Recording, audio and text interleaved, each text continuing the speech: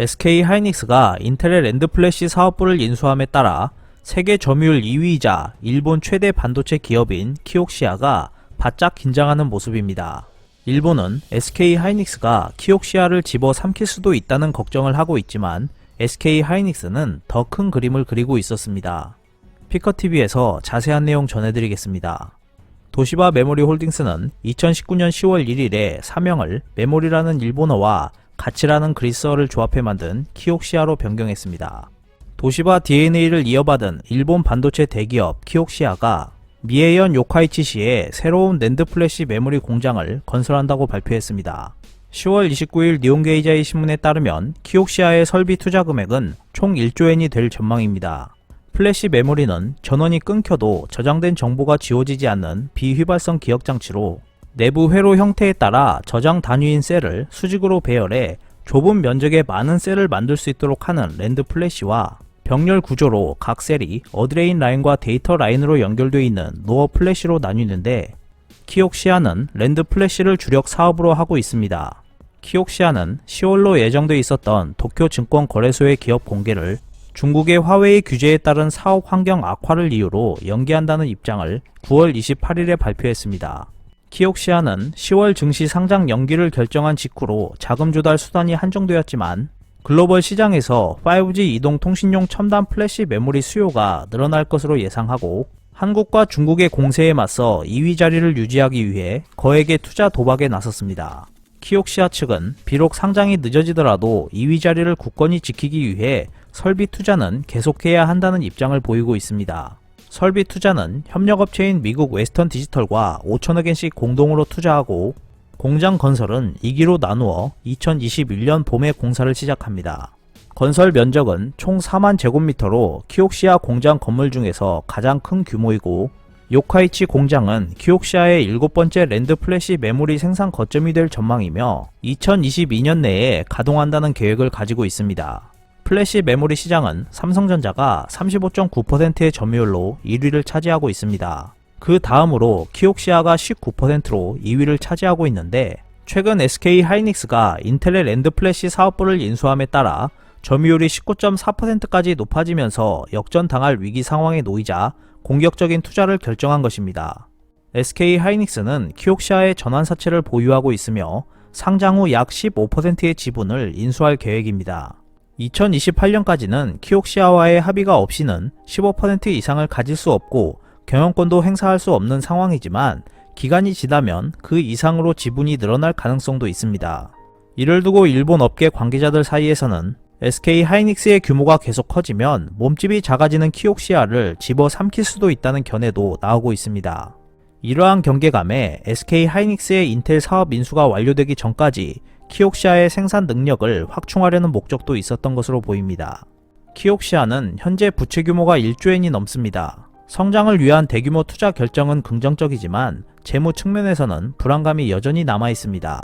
위험을 감수하고 결정한 큰 투자가 업계 2위 자리를 사수할 수 있겠는가라는 의문은 키옥시아의 중장기 전략뿐만 아니라 일본 반도체 산업의 향방에도 큰 영향을 끼칠 것으로 보입니다. 하지만 이번 대규모 투자로 키옥시아가 업계 2위를 유지하거나 경쟁력이 약화된다 해도 이래저래 SK 하이닉스에게는 이득입니다. 일각에서는 SK 하이닉스가 투자금을 회수해 반도체 사업에 투자할 수 있다는 가능성도 거론되었지만 단순한 투자 차익이 아니라 메모리 반도체 기술 강화 목적으로 투자했던 것이었기 때문에 투자금 회수에 나서지 않을 것이라는 전망이 우세합니다. 키옥시아의 경쟁력이 약화되면 일본 업계에서 우려하는 것처럼 SK 하이닉스가 집어삼킬 가능성도 있고 회사가 좋게 유지된다면 이미 지분 투자가 많이 되어 있기 때문에 가치 상승으로 이 또한 이득이기 때문입니다. SK 하이닉스는 2018년도에 베인 캐피털 컨소시엄의 일원으로 키옥시아 인수대금 약 20조 원 중 4조 원을 투자했습니다. 하지만 당시 관련 업계의 시장 평가는 부정적이었습니다. 경영에 참여할 수 없는 단순한 재무적 투자자에 불과하기 때문에 얻게 되는 이득이 크지 않을 것이라는 평가가 지배적이었습니다. 단지 위안을 삼을 수 있을 만했던 것은 추후에 키옥시아의 지분 확대에 나설 수 있는 기회를 확보했다는 기대감 정도였습니다. 이러한 부정적인 시각에도 과거 SK 하이닉스가 키옥시아 인수를 검토했던 이유는 컨트롤러 기술력 확보 때문이었습니다. 컨트롤러는 랜드 플래시, 펌웨어와 함께 대용량 저장 장치인 SSD를 구성하는 핵심 기술입니다. 하지만 일본 정부는 한국 기업이 인수하는 것을 허락하지 않았고, 이에 따라 키옥시아를 인수하려 했던 SK하이닉스는 지분 투자로 방향을 돌리게 된 것입니다.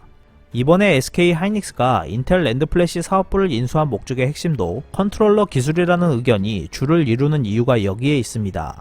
SK하이닉스가 인텔 랜드플래시 사업을 인수한 후 관련 기술에 관한 역량이 확보되면 키옥시아가 제일 먼저 위협을 받게 될 것이라는 뜻이기도 합니다. 이와 관련 키옥시아의 경쟁력이 약해지면 SK하이닉스가 투자한 지분 가치 역시 하락할 것이라는 우려도 나오고 있지만, 반대로 키옥시아를 SK하이닉스 밑에 두는 비용도 적어진다고 해석할 수 있습니다. 2년 전 SK하이닉스가 키옥시아를 인수하려 했던 경험은 인텔 랜드플래시 사업부 인수를 할 수 있게 하는 바탕이 되었고, 향후 랜드플래시 메모리 산업 재편의 주도권을 차지하기 위한 전략도 마련할 수 있었습니다. 무엇보다 중요한 것은 SK하이닉스의 결정들이 한국 반도체 산업을 세계 최고 자리에 있도록 마침표를 찍었다는 점에 있습니다. SK하이닉스의 키옥시아 지분 투자와 인텔 랜드플래시 사업부 투자는 삼성을 제외한 모든 경쟁 업체들의 움직임을 봉쇄하는 효과까지 얻게 됐습니다. 만약 웨스턴 디지털이 2017년처럼 키옥시아를 인수해 단번에 2위로 올라서려고 한다면 SK하이닉스의 동의를 얻어야 하기 때문입니다. 또한 웨스턴 디지털과 마이크론이 합병하려고 할 경우에도 조인트 벤처 관계에 있는 키옥시아의 동의가 필수적이기 때문에 이 역시 SK하이닉스의 영향권에서 벗어날 수 없게 됩니다. 이에 따라 1위 삼성전자, 2위 SK하이닉스, 3위 키옥시아, 4위 웨스턴 디지털 순서가 고정되는 효과를 가져왔습니다. 이러한 SK하이닉스의 투자 결정은 중국이 반도체 산업에 진입하지 못하도록 하는 효과도 만들었고, 반도체 산업에 있어서 어느 나라도 한국을 절대 이길 수 없는 구조를 만들며 마침표를 찍는 효과를 누리게 했습니다. 하지만 SK하이닉스에는 해결해야 할 과제도 있습니다.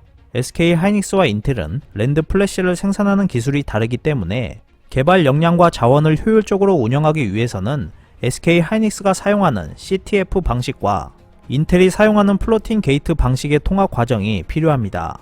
또한 반도체 우수 인력을 어떻게 계속 유지할 것인지, 그리고 기업용 SSD 시장 강점을 어떻게 계속 유지할 것인지도 해결 과제입니다. SK하이닉스를 경쟁 상대로만 보고 있었던 일본 기업 키옥시아는 그보다 더 큰 그림을 그리고 있었던 SK하이닉스를 대적할 수 없을 것으로 전망됩니다. 오늘 준비한 소식은 여기까지입니다. 끝까지 시청해주셔서 감사합니다. 여러분의 좋아요와 구독은 영상 제작에 큰 힘이 됩니다.